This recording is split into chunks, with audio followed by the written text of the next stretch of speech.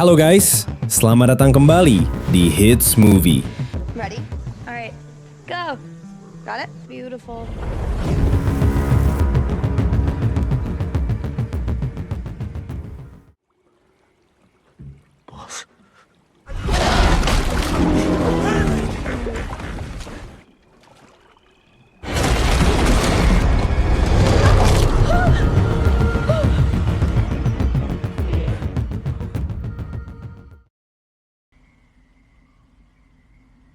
Film dimulai dengan diperlihatkannya suasana kawasan rawa di daerah Louisiana, Amerika Serikat, tepat di mana hidupnya para buaya dan segala macam hewan-hewan liar lainnya. Lalu dari sekian banyaknya buaya, inilah si buaya terbesar yang sudah terpasang alat pelacak di tubuhnya. Kali ini ternyata si buaya sedang berada di luar dari zonanya dan sedang tertarik untuk melahap seekor kura-kura. Sesuatu yang besar baru saja menyerang si buaya sampai tewas dengan tubuhnya terbagi dua.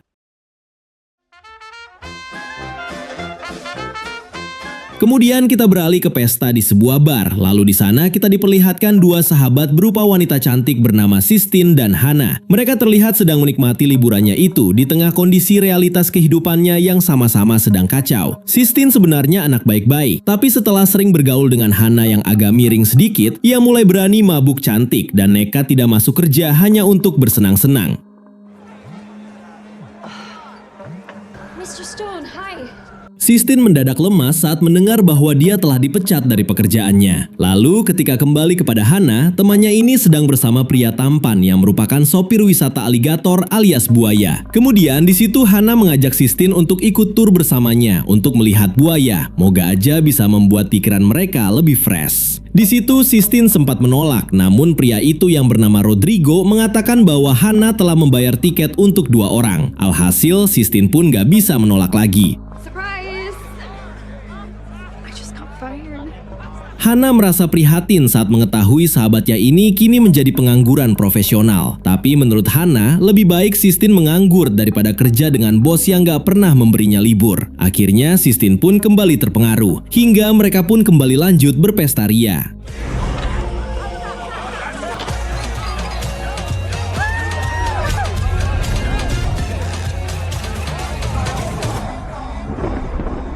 Di keesokan harinya, Rodrigo menemui para wisatawan yang sudah bersiap untuk bersafari melihat buaya. Dimulai dari keluarga si Abah yang membawa anak yang bernama Sally dan cucunya bernama Mike, yang katanya si Abah sangat suka dengan buaya. Kemudian terlihat 2 cegil semalam yang tak pernah lihat buaya. Mereka memutuskan memakai kacamata akibat terlalu larut dalam pesta semalam. Oh, hi. Hi. Hi. Hey.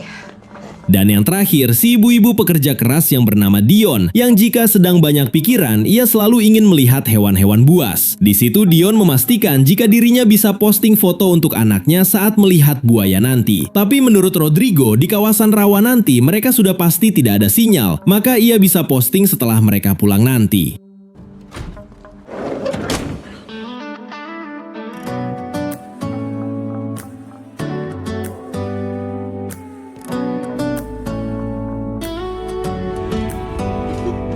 Do you hear that?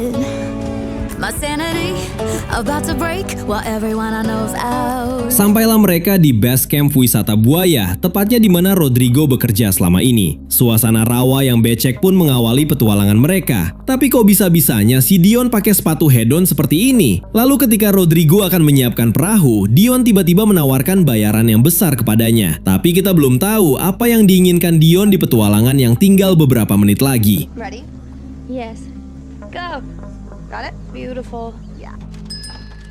Sambil menunggu perahu, mereka melihat-lihat toko yang menjual barang-barang bertemakan biawak dan satwa penghuni rawa lainnya. Lanjut, mereka pun masuk ke museum mini yang diurus langsung oleh bosnya Rodrigo. It's creepy. Wrong. Kemudian si bos yang bernama Walker memberitahu benda dugong di hadapan mereka ini adalah tengkorak kudanil yang ia tangkap sendiri di Afrika tahun 98. Dan menurutnya, kudanil ini merupakan hewan terkuat dan brutal, bahkan sampai menewaskan 500 orang per tahunnya. Alright, Yeah, sure. I mean, you know. Walker, si mantan pemburu, jelas kesal karena Mike dan ibunya malah menertawakan informasi darinya. Bahkan ia pernah melihat sendiri ketika seekor kuda Nil mengalahkan singa, buaya, bahkan menghancurkan sebuah mobil. Walker sebenarnya sudah biasa ditertawakan oleh para tamu yang belum tahu akan betapa ngerinya amukan seekor kuda Nil. Tapi bagi Walker, yang penting rute safari buaya miliknya berada jauh dari daerah kekuasaan para kuda Nil. Very good. Very good. Cheese. Kembali kepada Rodrigo yang sedang melihat posisi buaya terbesar yang belum pernah ia perlihatkan kepada para wisatawan, yang mana buaya tersebut merupakan si buaya yang kita lihat di awal film. Kemudian ia mempersilahkan para wisatawan untuk segera naik ke atas perahu mumilnya. So, what you say, my man? Rodrigo heran kenapa si Dion belum juga kelihatan batang hidungnya, hingga tiba-tiba Dion muncul dengan kekuatan iPhone-nya yang tahan banting. Oh, shit! It's your kids? Yeah. Sebelum berangkat, Rodrigo yang katanya ingin dipanggil si kapten kemudian melakukan briefing singkat, terutama panduan keselamatan. Lalu si kapten meminta maaf kepada Dion karena ia tidak punya rompi anti peluru seperti keinginannya. Kemudian si kapten membahas perilaku buaya yang bisa dibilang aman untuk mereka lihat. Tapi meskipun demikian, ia mengingatkan para wisatawan agar jangan menyentuh air selama dalam perjalanan. Takutnya mereka ikut berjabat tangan.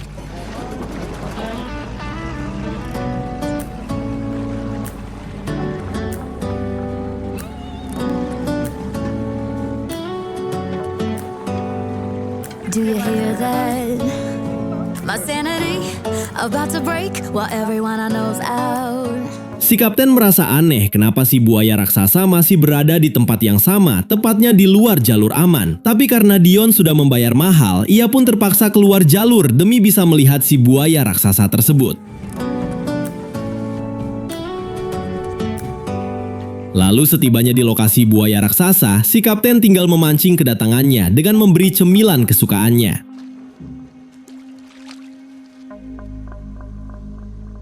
Si kapten tidak mengerti kenapa si buaya belum juga muncul, hingga ia pun akan menggunakan daging ayam untuk memancingnya lagi.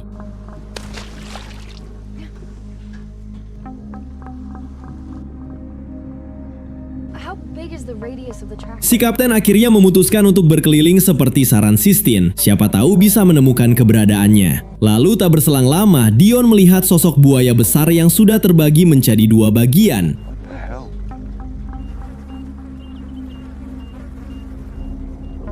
You're gonna call it in, right? Si kapten jelas paling kaget karena sosok apa yang telah menyerang si buaya raksasa hingga sampai seperti ini. Ia pun katanya nggak bisa menebak mengingat mereka sudah berada di luar jalur hingga membuat para penumpang jadi ketakutan. Namun saat si kapten akan putar balik, Dion meminta agar tetap di sini dulu sebentar karena ia ingin memfoto bangkai buaya raksasa ini. Lagian ia sudah bayar mahal agar mereka bisa melihat buaya besar ini. Mendengar hal tersebut tentu membuat para penumpang lain marah besar karena demi bayaran yang lebih, si kapten malah membawa mereka ke lokasi yang berbahaya. Family and all these nice people the hell away from here, all right?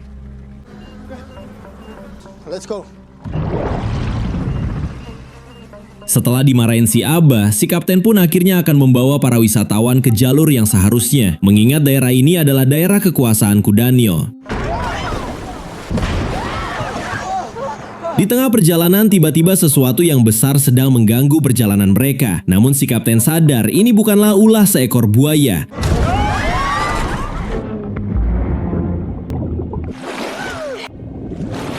Si Abah menyuruh semua orang agar segera keluar dari air. Kemudian mereka pun bergegas naik ke atas perahu. Sedangkan Dion malah akan memilih memanjat ke atas pohon.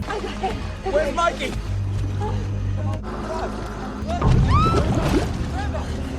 Where's the captain? Lalu di tengah kepanikan, mereka di situ ditambah panik saat tidak melihat si kapten yang sebenarnya masih tenggelam. Si kapten akhirnya muncul dengan luka yang parah di bahunya. Dengan tenaga yang tersisa, ia pun bergegas naik ke atas perahu. Namun lagi-lagi, sesuatu yang menyeramkan itu mendorong perahu mereka entah kemana. Hana akan naik ke atas pohon untuk mencari tahu akan sosok apa yang baru saja menyerang mereka. Sementara yang lain terlihat sedang sibuk menolong si kapten yang mulai kehilangan banyak darah. Mike, come here. Help me up. do attitude. Let's keep that going. Okay, I'm a nurse, okay?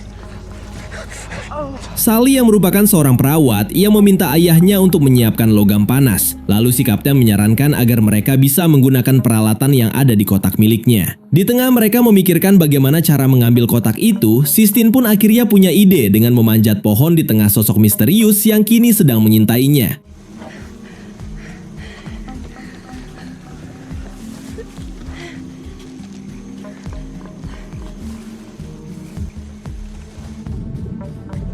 That's it.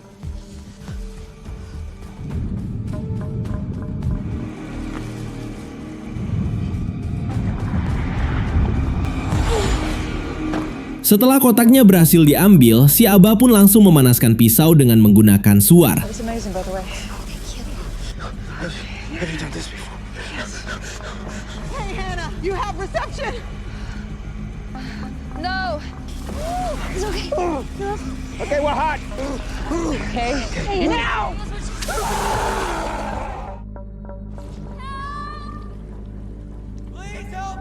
Setelah si kapten sadar, ia kemudian menceritakan sosok kudanil besar yang tadi sempat menyeretnya ke dasar danau. Lalu di situ ia meminta maaf atas semua kejadian ini. Namun si Abah tidak mempermasalahkannya. Yang penting mereka semua masih selamat. We're alive. You're alive. Kemudian si kapten di situ mengatakan bahwa jalan satu-satunya agar bosnya bisa mengetahui keberadaan mereka yaitu melalui alat GPS yang masih berada di balik perahu. Cuma masalahnya mereka harus menunggu beberapa jam lagi di mana bosnya akan menganggapnya hilang jika tempat kerjanya itu sudah tutup jam 7 malam nanti. Probably won't realize we're missing until closing We time. can't be out here after dark. Si Abah kemudian mengajak semua orang untuk tetap bertahan sampai Walker mencari mereka. Ia juga meminta semua orang untuk mengumpulkan perbekalan mumpung hari masih belum mulai gelap. Oh, right. You grab my bag. You crazy? Get it yourself. Beberapa jam berlalu, terlihat Sally yang begitu khawatir akan kondisi sang kapten yang menurutnya mengalami infeksi di bekas gigitan kudanil. Namun si Abah meminta Sally untuk tetap tenang. Ia akan berusaha mengambil mineral dulu di kotak yang kini terapung di atas air.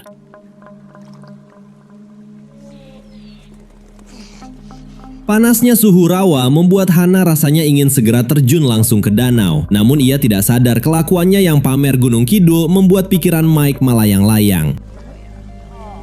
What are you giving up? Air minum kini terasa lebih berharga dari kilauan emas permata. Si Abah yang baik hati pun langsung membagikan minuman, terutama ke cewek-cewek yang sudah haus akan mineral. Bahkan si Abah memberikan pisau kesayangannya kepada Sistine untuk berjaga-jaga.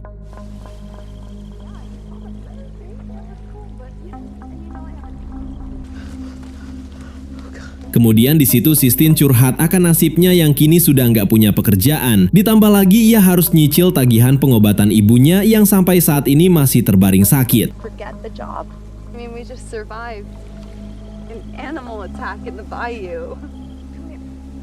Okay. Grandpa?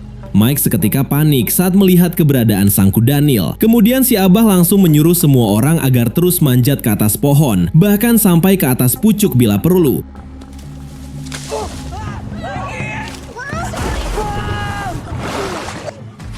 Sistine langsung terjun membantu Sally yang malah nyemplung di tengah sang kudanil sedang berada di dalam rawa.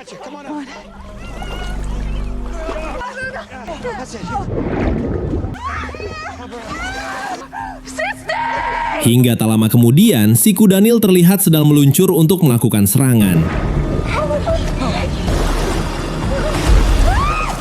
Sayangnya Hana malah ikut terjatuh. Sistine pun langsung meminta Hana agar segera mendekati salah satu dahan agar ia bisa mudah menyelamatkannya. Hana yang sangat takut pun langsung berenang ke lokasi yang dikatakan temannya ini.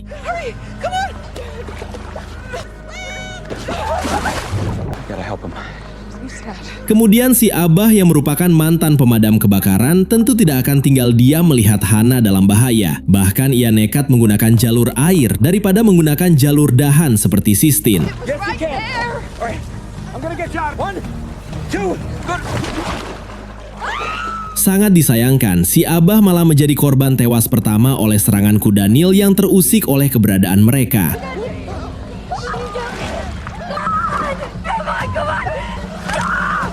Kepanikan semua orang pun membuat Hana kesulitan untuk menyelamatkan diri.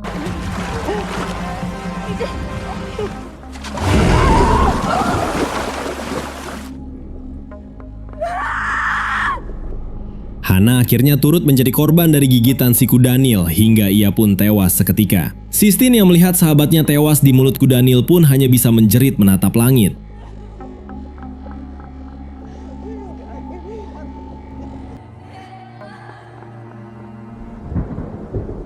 Di sisi lain, terlihat Walker dan para karyawannya heran karena Rodrigo belum juga kembali. Bahkan ia sudah terlambat 5 jam. Ditambah lagi mereka tidak mendeteksi alat pelacak yang terpasang di perahu Rodrigo. Lalu Walker pun langsung meminta anak buahnya untuk menutup lapak, hingga ia pun berencana akan mencari Rodrigo sendirian ke Sungai Rawa.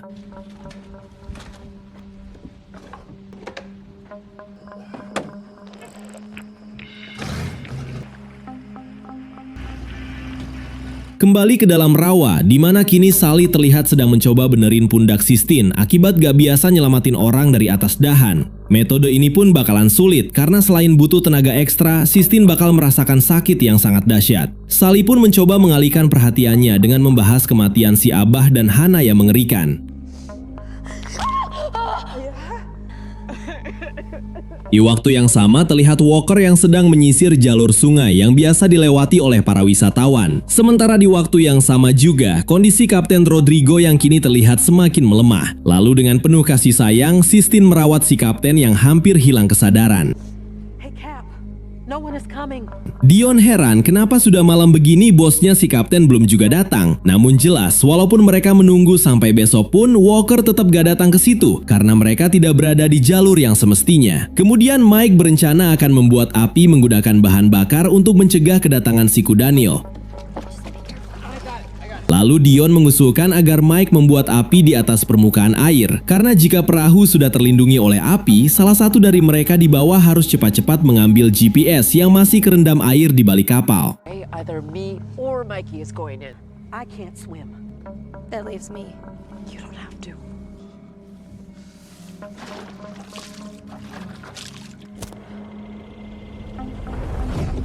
Akhirnya Sistine lah yang harus terpaksa untuk masuk ke dalam air. Dan saat api sudah mengelilingi perahu, Sistine pun langsung bersiap untuk menyelam. Sementara Mike akan berjaga, takutnya si Kudanil malah datang dan menari di tengah lingkaran api.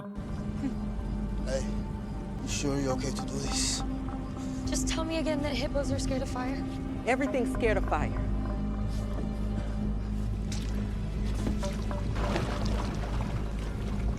Setibanya di balik perahu, Sistine langsung mencari laci tempat di mana si Kapten menyimpan GPS-nya. Namun secara mengejutkan, ia malah menemukan jasad Hana yang tinggal atasannya doang.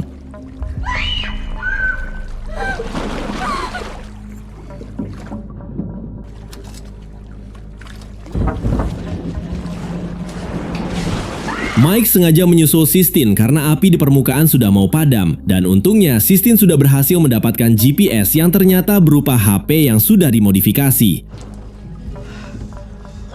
Did you get it? Meskipun alat GPS dalam keadaan mati, si Kapten tidak akan kehabisan cara. Bahkan menurutnya, alat ini bakal berfungsi sekalipun tidak ada sinyal.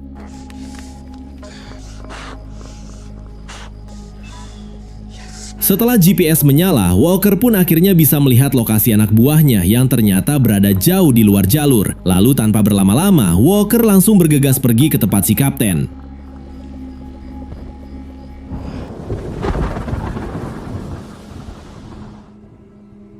Tak lama kemudian, samar-samar mereka mendengar suara lagu dari perahu Walker yang kini menjadi lagu paling bermakna bagi mereka. Yes, I love this song. Take it.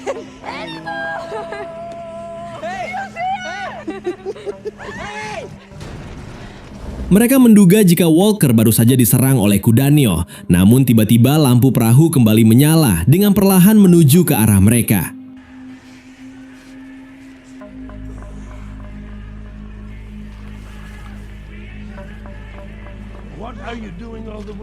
Walker yang tidak tahu apa-apa berkata bahwa ia baru saja kehabisan bahan bakar, lalu meminta bahan bakar cadangan milik Rodrigo. Hingga mereka pun memberitahu bahwa bahan bakar sudah habis untuk menjauhkan Kudanil dari mereka. Mendengar nama Kudanil, jelas Walker sangat kaget karena ia tahu betul bagaimana kebrutalan seekor Kudanil yang sempat ditertawakan oleh Mike dan Sally tadi. Kemudian si kapten lanjut memberitahu bahwa 2 tamu mereka telah tewas akibat serangan Kudanil. Karena tak ada cara lain, akhirnya Walker meminta bantuan Mike untuk ikut mendayung perahu sampai mereka tiba ke jalur yang semestinya. Hal yang pertama kali dilakukan Dion di perahu adalah memastikan bahwa sepatu hedonnya tetap berada di kakinya. Kemudian di situ sempat terjadi keributan, yang mana Dion ternyata masih kesal kepada si kapten yang telah membuat diri mereka dalam bahaya.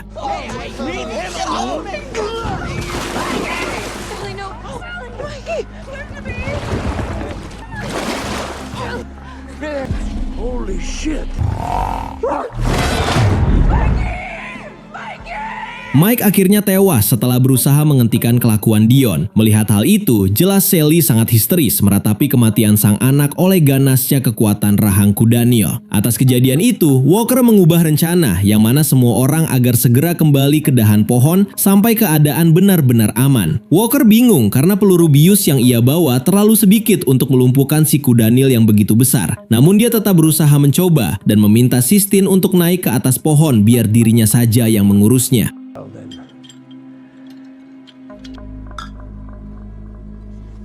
Kemudian di situ terlihat Sally yang masih sulit percaya bahwa ia sudah kehilangan orang-orang yang begitu ia sayangi. Hingga Sally pun merasa bahwa hidupnya sudah nggak berarti lagi. Anyone sees anything, point in the direction. Sally yang mulai kena mental pun merasa bahwa Mike masih hidup dan sedang menunggunya di depan sana. Lalu Sistine dan yang lain berusaha menyadarkan Sally yang seolah akan menyetor nyawa kepada si Kudanil.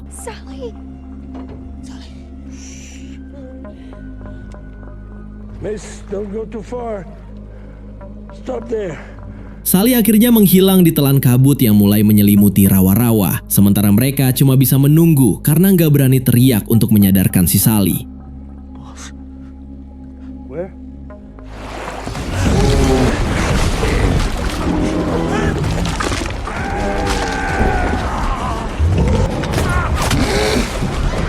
Tembakan bius si kapten setidaknya berhasil mengusir si Kudanil, hingga Walker pun berhasil lolos setelah sempat diseret oleh si Kudanil. Rodrigo! He isn't moving. Rodrigo akhirnya tewas akibat infeksi yang sudah parah pada luka di tubuhnya. Dan mumpung si Kudanil telah terbius, walaupun tidak bertahan lama, Walker segera meminta semua orang yang tersisa agar segera kabur sambil mencari keberadaan Sally. Akan tetapi Dion menolak jika harus kembali turun dari pohon. Meskipun ia sadar, kelima anak tirinya sudah pasti sedang menunggunya di rumah. Alhasil Dion pun akhirnya curhat dulu sebentar akan perjuangannya yang mengurus anak tiri sendirian setelah ditinggalkan oleh suami sambungnya. Lalu Sistine pun berusaha menyemangati Dion agar ikut turun daripada kelima anak tirinya itu kehilangan orang yang berjasa besar bagi mereka. Kemudian Walker meminta Sistine dan Dion untuk mengalihkan perhatian si Kudanil, sedangkan Walker sendiri akan berenang menuju ke perahu. Dan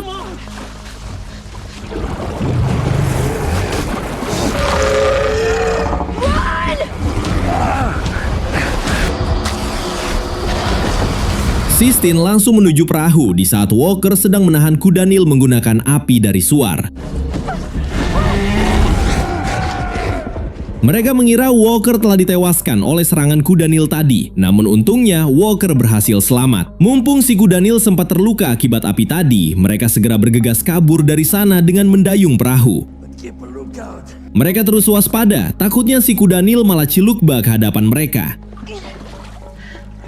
Untungnya, Sistine mendapat sedikit cemilan setelah seharian mereka menahan lapar. Lalu di situ, Walker menceritakan awal mula rawa ini dihuni oleh Kudanil, di mana pada zaman dulu, rawa ini dipenuhi dengan eceng gondok yang selalu menyumbat saluran air. Hingga suatu ketika, pemerintah berinisiatif untuk ternak Kudanil yang paling suka memakan eceng gondok. Rencana itu pun berhasil, membuat rawa terbebas dari tanaman yang kala itu dianggap gak berguna. Kemudian Walker mengatakan bahwa ia tidak bisa melihat jelas dalam gelap dan otomatis ia kesulitan mencari arah yang benar.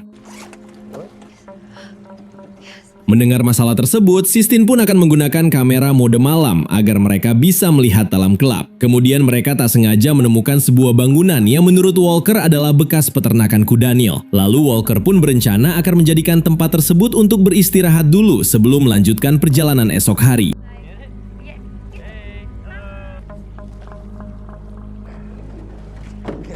Dion mulai khawatir, takutnya rencana mereka ini malah berujung petaka. Namun dia nggak mungkin akan kembali ke lokasi sebelumnya, di mana tempat para teman-temannya tewas.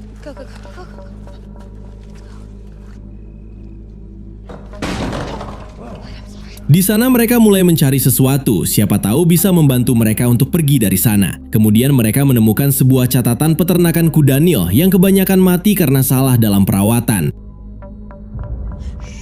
Lalu tak sengaja mereka melihat keluar, di mana di sana terlihat kandang kudanil yang begitu besar, hingga mereka pun keluar untuk mengeceknya, siapa tahu ada sisa bahan bakar untuk membakar seluruh tempat ini. Kemudian di situ Sistine melihat kerangka kudanil yang masih terkurung dalam kandang. Lalu saat hendak kembali ke dalam, mereka tak sengaja mendengar suara seperti baby kudanil, hingga Sistine pun langsung mengeceknya. Dan benar saja, ternyata itu merupakan suara baby kudanil yang terjepit pintu kandang. Namun tiba-tiba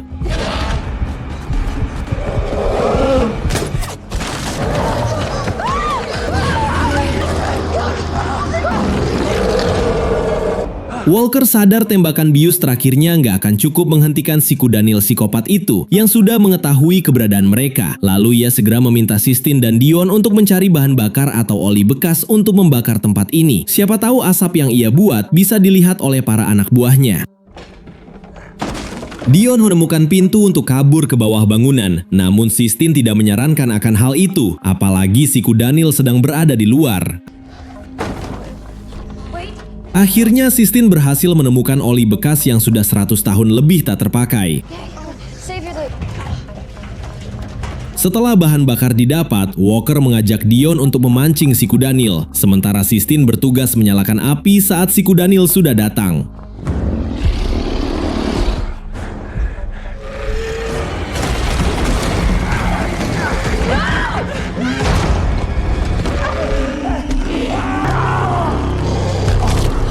Sistine bisa mendengar serangan kudanil yang baru saja menginjak tubuhnya Walker sampai pecah. Dion meminta maaf karena telah dengan sengaja menutup pintu agar mereka berdua selamat. Menyadari kudanil akan masuk, Sistine mengajak Dion berpencar agar si kudanil kebingungan mengejar mereka.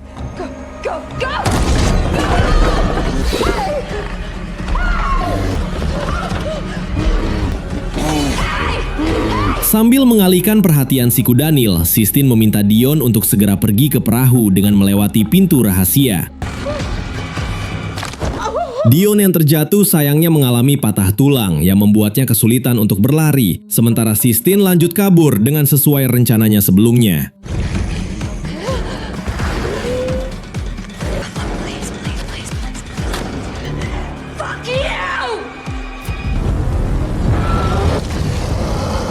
Mumpung si kudanil sedang bermandikan api, Sistine segera membawa Dion menuju perahu. Tapi tiba-tiba ia kembali melihat si baby kudanil yang tidak mungkin Sistine biarkan menderita.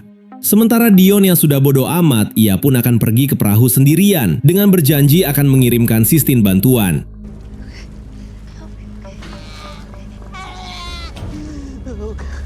Namun belum juga jauh Dion berjalan, tiba-tiba si bunda kudanil akhirnya datang dan menganggap si Dion lah yang telah mengganggu anaknya.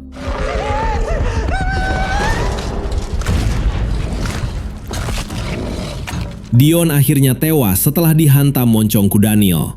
Maka kini tinggallah Sistine sendiri yang kini tetap berusaha melepaskan si baby kudanil sekalipun itu sangat beresiko.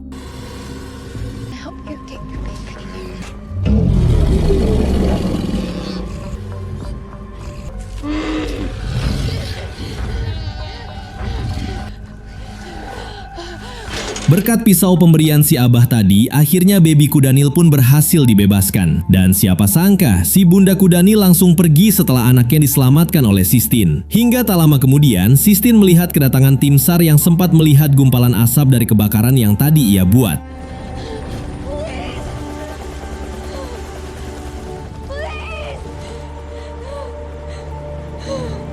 Sistine akhirnya menjadi satu-satunya orang yang selamat dari kebrutalan sang kudanil yang sebenarnya sedang galau oleh nasib anaknya. Yang kemudian film pun tamat. Oke guys, bagaimana film ini menurut kalian? Dan apa yang akan kalian lakukan jika sedang dalam posisi mereka? Sungguh menyeramkan ya guys. Oke, dari film ini kita bisa belajar bahwa alam bisa saja bersahabat dengan kita, namun tidak dengan semua penghuninya. Maka sebesar apapun rasa percaya diri kita, tetaplah berhati-hati dalam setiap langkah. Karena satu saja kesalahan kecil bisa membawa kita ke masalah yang bahkan lebih besar dari yang kita bayangkan. Oke guys, semoga film ini bisa menghibur sekaligus menjadikan pelajaran bagi kita semua. Itu saja ya guys.